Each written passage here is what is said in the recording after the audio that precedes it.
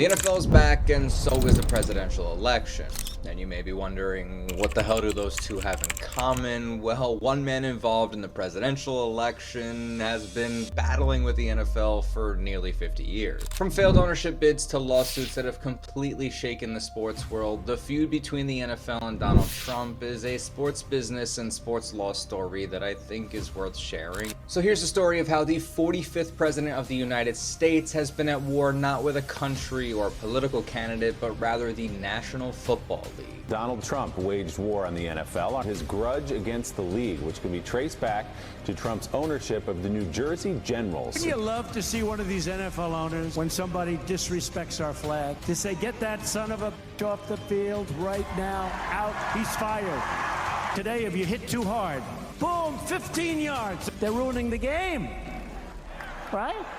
The NFL wasn't always the billion-dollar behemoth it is today. In the late 70s, the league was growing, but there were cracks in its armor. Enter Donald Trump, a young and ambitious real estate mogul from New York City. Trump saw the NFL as the ultimate trophy in his quest for power and influence as he continued to build his massive wealth throughout the 70s and 80s. In 1981, Trump made his first move as he tried to buy the painfully struggling Bolts from Robert Irsay. The $50+ million offer fell through, leaving Trump on the outside looking in. But if there's one thing that Trump is known for, it's not taking no for an answer. Honestly, that's even an understatement. So after being rebuffed by the NFL, Trump took approximately $9 million and purchased the New Jersey Generals in the startup United States Football League, the USFL. The league was a direct competitor to the NFL, but it played games in the spring, so it had its own path, let's say. But Trump, of course, had bigger plans and plans for revenge against the NFL. So here's where some of those plans for revenge come into play. God wanted football in the spring, he wouldn't have created baseball.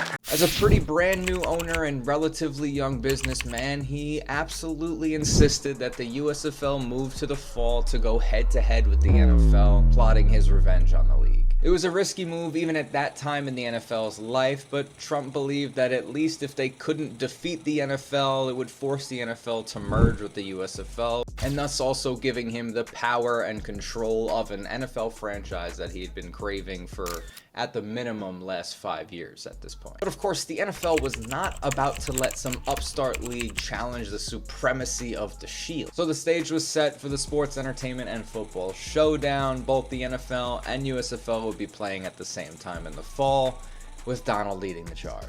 As you can look around and see today, that fall experiment was an absolute disaster. Attendance plummeted and the USFL's finances fell right along with it. During the USFL's first season in 1983, the league averaged about 25,000 fans per game, which was a decent turnout for spring football. However, by the time the league moved to a fall schedule in 1985, attendance had dropped significantly. Some teams even saw their average attendance drop below 10,000 per game. For example, the Oakland Invaders, who were one of the more successful teams at the time, saw their attendance dip to around 12,000 per game, while other teams struggled to draw even 5,000 fans. The league's financial losses were severe. USFL in total in its existence lost about $163 million, with the overwhelming majority coming in that 1985 season, trying to combat with the NFL. And Donald Trump's team, the New Jersey Generals, lost approximately $22 million in that season alone as well. That's it, right? The USFL is pretty much collapsing. Trump is going away. The NFL is won, but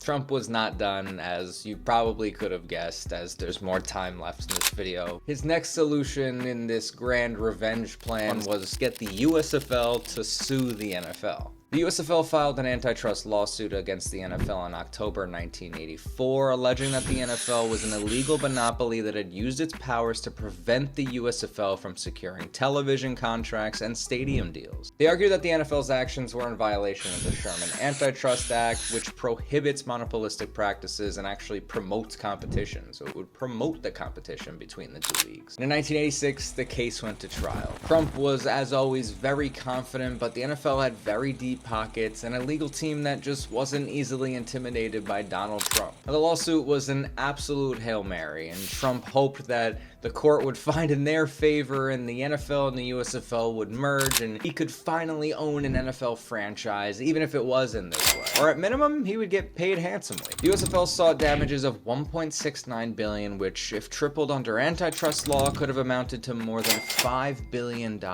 And after months of legal battles, the verdict came in. The USFL won, but it was a pretty hollow victory. The jury awarded the USFL with $1. Yes, $1. Now, that dollar was tripled under antitrust laws, so it became $3. $3 whole in that entire process. And that's a huge shame. However, the nominal damages awarded by the jury effectively marked the end of the league. USFL was effectively dead, and so were Trump's dreams to own a piece of professional football. Now, the legal battles may have ended there, but Trump's battle and just pure hatred for the NFL had continued for the next 40 years up until today. Over the years, he's continued to take shots at the league, criticizing its leadership, its players, and its policies. His rhetoric reached a fever pitch when he became president, leading to public spats with players and owners alike. To this day, Donald Trump's hatred of the NFL burns bright, and whether it's a personal vendetta or just a deep desire for control or ownership in the NFL, one thing is clear, and that's that the feud between the NFL and Trump is really just based around and representative of power, pride, and I guess a man's ambitions and what he'll do for a sports team. Obviously, this was not the way to go about it. I really can't believe this. Just to zoom out for a minute, a president or former president wants to be a part of the NFL. It's just such a crazy concept, and that's sports, and that's why we love it, especially football. Thank you so much for watching. I truly do appreciate it, and make sure you hit the like button and subscribe for more, and turn on the notification bell to be notified every time I post. Hope to see you guys soon, and in fact, there are 2 other videos that YouTube and I think you'll enjoy, so I'll see you over there.